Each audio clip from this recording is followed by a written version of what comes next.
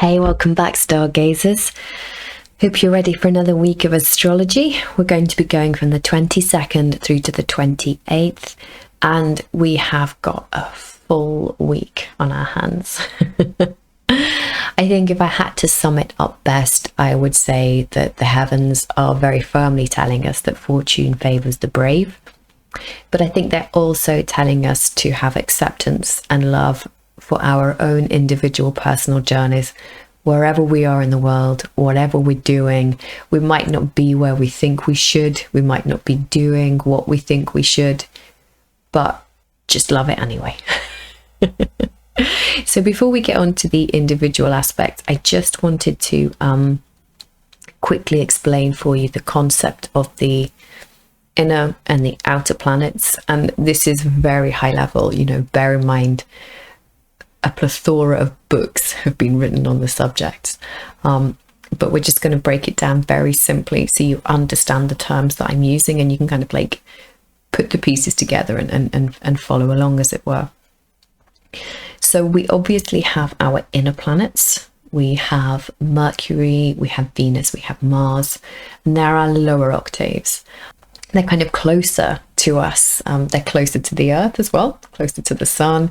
They're more readily felt by our ego, by our consciousness, by our emotions in our everyday lives. It's very palpable, personal energy for us. But they equally have a counterpart.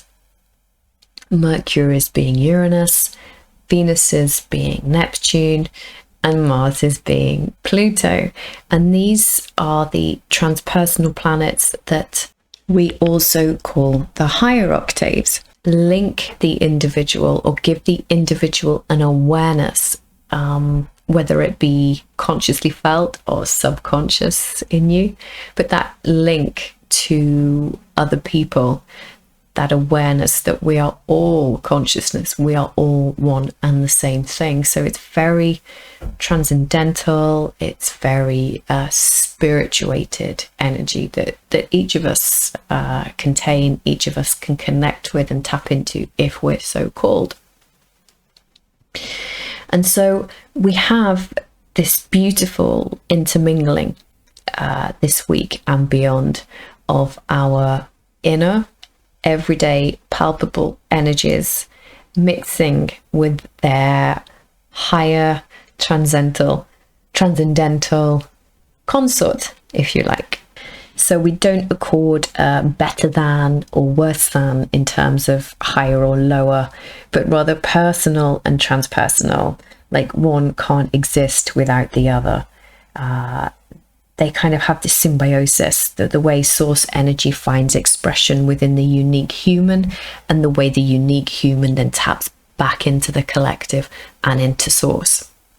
And this is really important for us to understand, because one way or another, the energy of the lower octaves and the higher octaves are talking to each other at the moment.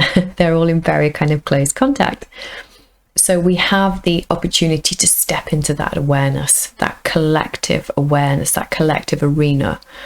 And how pertinent, given the fact the sun has just ingressed into Pisces, who will lend us that love of your fellow human kind of vibe, but equally can make life seem quite ambiguous and make us super sensitive.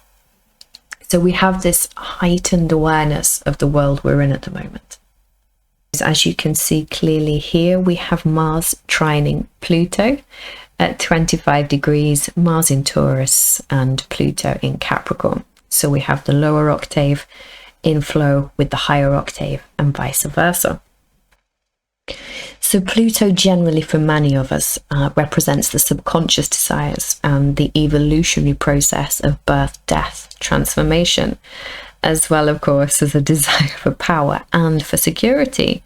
But it can also represent the path that we've chosen this far in our incarnations up to this point.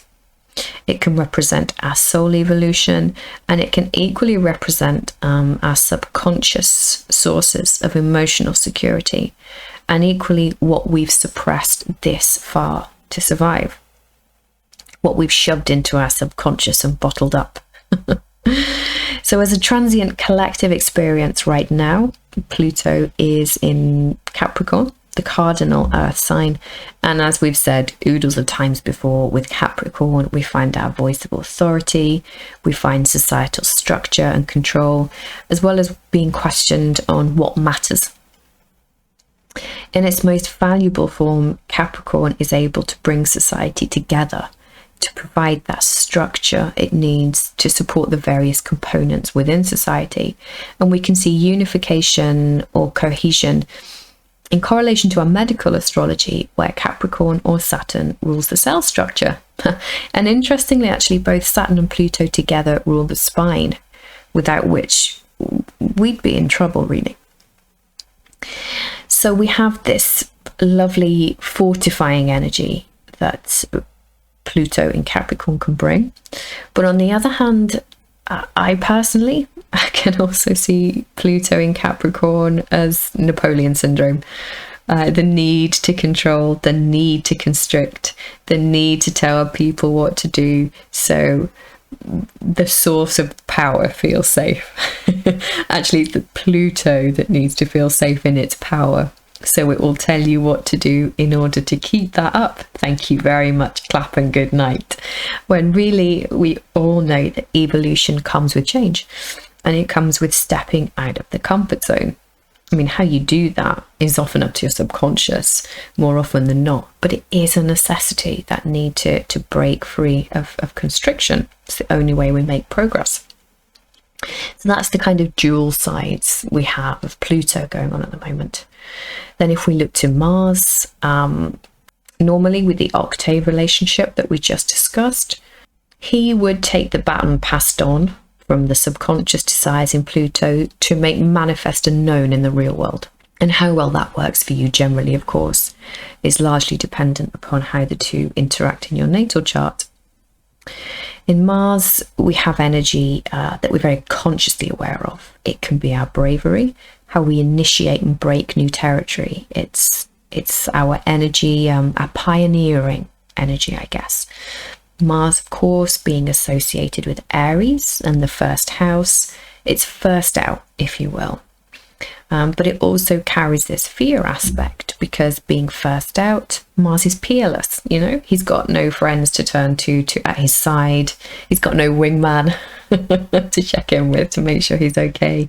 And equally, he's got no elder, because he's literally the first. And so with this, we can see this kind of fear factor in Mars, like, shit, I'm out here on my own. But equally, if Mars gets a wingman, if Mars has an elder, he can feel that his freedom is being stifled, and then he can turn up the fear as well. He can be scared of having his freedom curtailed. So honestly, when he's being awkward, there's no pleasing the man as far as I'm concerned. But in a nutshell, he needs to be free to respond and react, but equally gets a bit scared about it too. So as we've seen, Mars is in Taurus at the moment, and he's in his final throes of the sign, actually. Doesn't like to be anywhere for too long. Places to be, people to see, thank you very much. A bit like Mercury, which is why we all felt that, God, that Mars retrograde that seemed to last forever. And he's in the last degrees of Taurus now.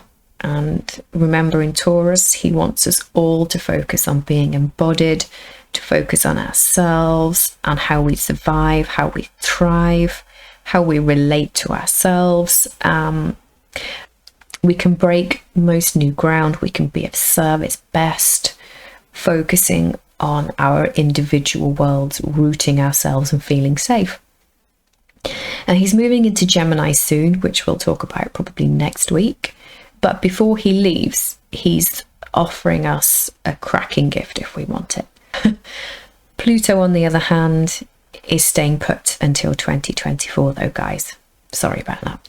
But let's make the most of this aspect while it's on our plates.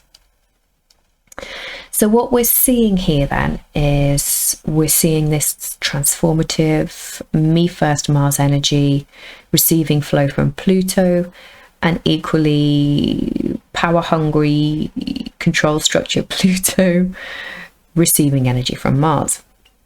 And I've been thinking about this quite a lot and turning it over in my head the past 2 weeks. And I think it's going to present even somewhere in the spectrum of the 2 scenarios I'm going to lay out for you. And we'll be feeling a whole kind of range of these emotions, both within ourselves, and we'll be seeing it in our world. So our 2 universes, if you like. So on the one hand, I can see a polarized version of this aspect where we might see a fight for power. We can see themes of rage, passion, temper, my will, controlling forces, and the desire to dominate physically, control everything that's been pent up with this kind of ethos or flavor being unleashed and reacted to with a fear-based controlling response. Let's not forget that as brave as Mars can be, he can also show us that fear-based perspective. And when we react rashly within a fear-based perspective, it can really make us do stupid things, like really dumb, stupid things. That when we're no longer in this like fight or flight fear energy, we can look back and we can go, oh God, what did I do and why? And remember, a trine's influence is neither good nor bad. It's simply an unstoppable flow of energy. So we have this on the one hand, and that to me is more of a negative, power-hungry Pluto speaking to negative, scared, angry Mars. The adage being here, of course, is play silly games, you're going to win silly prizes. But then, on the other hand, we can see this dynamic play a different way. And I think the way we choose to see it, the way we choose to live it, will be how we choose to bring it in. We've always got a choice. We might not think it, but we do. And we feel this in that space between the inhale and the exhale. And it's what differentiates a reaction to a response. And we always need to really remember that whenever Mars is influenced heavily.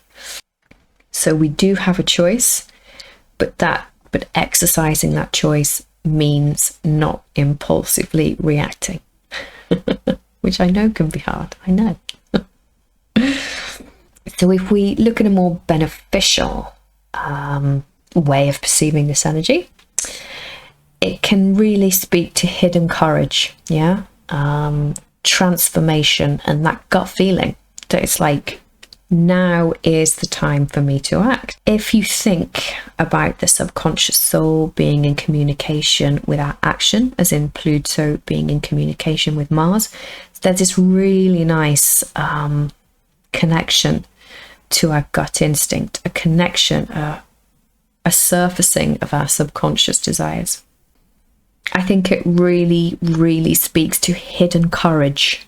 Indeed, going back to our medical astrology metaphor, we can easily use the power of Pluto in Capricorn to provide that metaphorical spine, that metaphorical backbone to help us get to where we want to be. And responding to a gut feeling, like, now is the time for me to go forward. It can be a real time of achievement, and it can be a real time of putting the physical momentum behind quite often subconscious and unknown intentions. So, as I said a minute ago, the key to this one is really going to be response over reaction. But can you see how this can present the 2 extreme ways we can expect to be feeling this one? But I think every kind of reaction will stem from the same source, and that's how I think this is going to play out. So gut instinct at an all-time high, it's allowing forward motion, allowing yourself to be empowered with this, as opposed to riding along on the seat of your trousers scared shitless approach. That's the trick. That's the trick right there. Wherever you have this play out in your chart in terms of houses, any planets being knocked by this energy will be most prevalent to you. And I think, oh, what's his face? Robin Sharma. Robin Sharma said, the fears we don't face become our limits. That's true this week. The action itself can often be being prepared to acknowledge.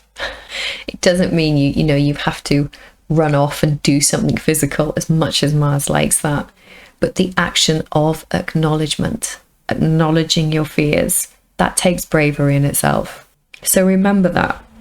Whatever comes up for you this week, just remember that simply looking your fears in the face is brave as hell. Helps you realize that actually your fears probably aren't half as bad as you think they are.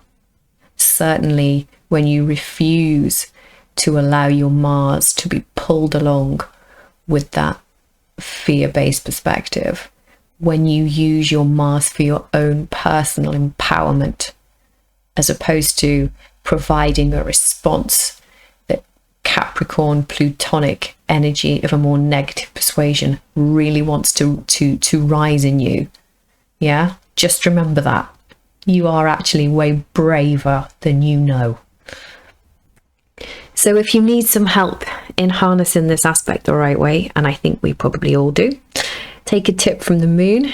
Moon's in gorgeous creative Leo at the moment, so that will lend our emotions a nice wallop of creativity and bravado, if not actual bravery itself. But of course, later in the day, we have Venus making her way into Pisces. Pisces, planetary ruler being Neptune, the higher octave of Venus. You see? But honestly, it's felt as though she was in Aquarius only for a hot minute. And now here she is in the 12th house. And the two, of course, Neptune and Venus will be conjunct, I think, mid-March. So between these two, we have this humanitarian love of people and the world being brought into our more immediate personal planet, ruling our relationship to self and to others, our inner and outer vibration. So she's going from the group dynamic to the universal. And this can be great for compassion for the self and support of others. So a beautiful energy to pull on with this pokey conversation between Mars and Pluto going on exactly the same day. The only thing I would say here is that, of course, the 12th house and Neptune can be delusional and overly sensitive. Although Venus is exalted in Pisces, she's exalted with her rose-tinted glasses on. So just keep that in mind. We do strive for balance. I know, I feel like I give with one hand and take with the other at times, don't I? And I don't mean to. It's all perspective. So pull on that energy, that beautiful, compassionate, nurturing ethos as you make strides to face your own fears and empower yourself in your life. Moving on then, the next day, we have a trine of a much different flavour. We have Jupiter in Aquarius trining the North Node in Gemini at 16 degrees respectively. And this is very different, I think, and I like this. We have the North Node, which is, of course, home to the collective calling, the revolution and growth, if you like. And when it's sat in Gemini, we can expect to be met with situations that make us question, challenge, all for growth, of course, our perception of reality. We're called to hold space for the multidimensionality of truth. There's an old phrase, isn't there? There's your truth, there's my truth, and there's the truth. And I think that kind of hints at where we're going as a species. We all have different ways of looking at the world, don't we? Of describing or classifying our experience. And Gemini does that in a very sort of left-brained, phenomenological manner. Difficult word to get out there, especially when Mercury stationed direct today. But yes, Gemini, very, very left brain energy. equally has a great inbuilt lie detector, as does Sagittarius, its polarity point. So I would say that our true north at the moment is calling us all to grow, to simultaneously appreciate the variety of human experience while calling out that which seems false, as only a contrarian Gemini energy can really do. It doesn't have that low-key silver-tongued reputation for nothing. Jupiter, meanwhile, the planetary ruler of the Gemini polarity point Sagittarius, is sat in the house of Aquarius, electrical, future forward group endeavors, Aquarius. And Jupiter does well in this energy. He thrives quite nicely. A certain kind of expansion, but expansion nonetheless. So we have this lovely intermingled bi-directional flow from Mercurial Gemini, the left brain, through into Jupiter, who rules the right brain. So just as the day before we saw the flow between the subconscious and the conscious, between Pluto and Mars, this time we see that blend of the right brain and left brain with the Jupiter, Sagittarius, Gemini, Mercurial energy. And indeed, I would even include Mercury in this aspect at 12 degrees. He's coming up to be in conjunction with Jupiter again for the second or third time now. And what that really means for us is we have this meeting of our embodied known intuitive truths, I guess, feeding into the discovery of other people's points of view and vice versa. So we can really use this to increase our own wisdom. I mean, don't get me wrong, we can equally push aside the information of others if we feel threatened by it. But if we use it well, if we want to use it well, our interaction with others can really take us to whole new places mentally and expand our views of the world, brand new discoveries and ideas.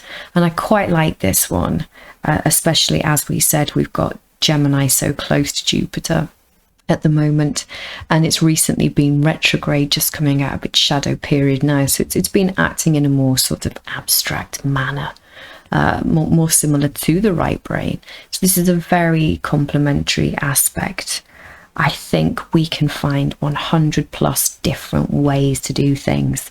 So I would expect sort of new out of the box thinking, inspirational ideas that if we act on can just really expand our worlds. It feels like a kind of secondary breakthrough after the power play of the day before, doesn't it really?